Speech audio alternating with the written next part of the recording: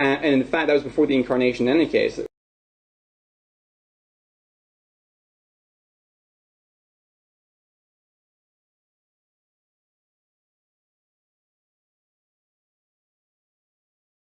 In the Old Testament, in the book of Numbers, chapter 23, verse 19, God said that he is not a man, nor is he the Son of Man.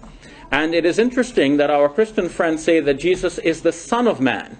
So if he's the Son of Man, and the Bible already declared that God is not the Son of Man, then it follows that Jesus is not God. We also heard various arguments in Shabir's opening statement concerning the Old Testament scriptures, and he basically argues that the Old Testament, we hear over and over again, there's only one God, that we have the Shema in Deuteronomy 6:4, "Hear, O Israel, the Lord your God is one," and the Ten Commandments make it clear that you should have no God but Yahweh. We had a citation from Numbers 23:19, where God says he is not a man. You have to read the context. In Numbers 23:19, he's saying God is not a man that he should lie. In other words, he's not of the character of a man. And in fact, that was before the incarnation in any case. It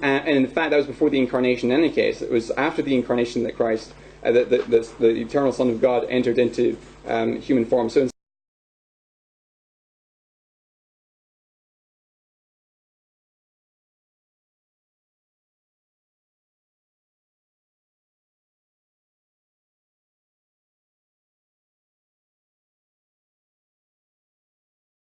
God is not a man, and that was before the incarnation. You would accept Jesus was a man, right? Right, but the verses he's quoting are before the incarnation. Okay.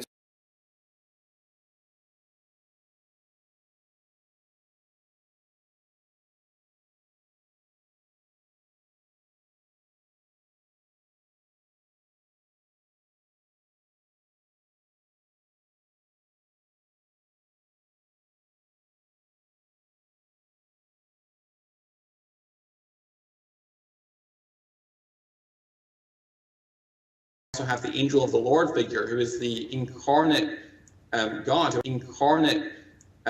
who actually speaks to people, and people recognize him as Yahweh. For example, in Genesis 32, Yahweh enters into his own creation. It's Genesis chapter 32. That night, Jacob got up and took his 2 wives, his 2 maidservants, and his 11 sons, and crossed the ford of the Jabbok. After he had sent them across the stream, he sent over all his possessions. So Jacob was left alone. And a man wrestled with him till daybreak. When the man saw that he could not overpower him, he touched the socket of Jacob's hip, so that his hip was wrenched as he wrestled with the man. Then the man said, "Let me go, for it is daybreak." But Jacob replied, "I will not let you go unless you bless me." Then the man asked him, "What is your name?" "Jacob," he answered. Then the man said, "Your name will no longer be Jacob, but Israel, because you have struggled with God and with man and have overcome."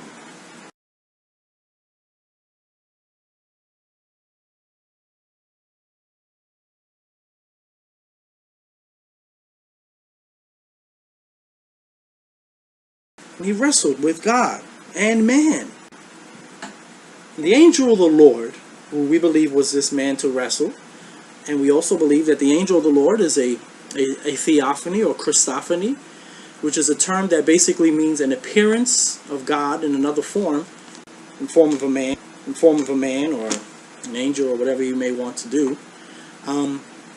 So we believe that this man that wrestled with Jacob was actually a pre-Bethlehem Christ. The man that wrestled with Jacob was actually a pre-Bethlehem Christ before Jesus became born to the Virgin Mary. This was thousands of years before that.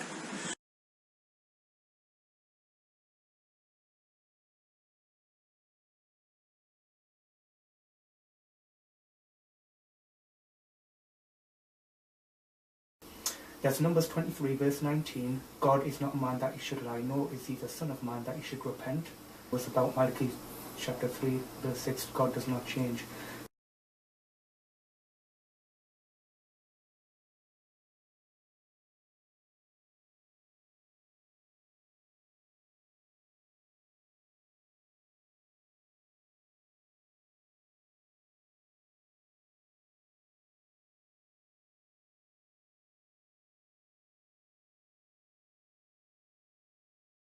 Jonathan says, well, Numbers 23:19 doesn't mean that God is not a man. It just means that God is not of that character. But it says specifically, God is not a man that he should lie, nor the son of man that he should change his mind. So he's not this. So regardless of whatever else, if somebody comes to me with an unbelievable request and I say, I'm not God to grant you that request, and then I later on change my mind and say, okay, I'll grant you the request. Now, it still holds that I'm not God. I'm still not God.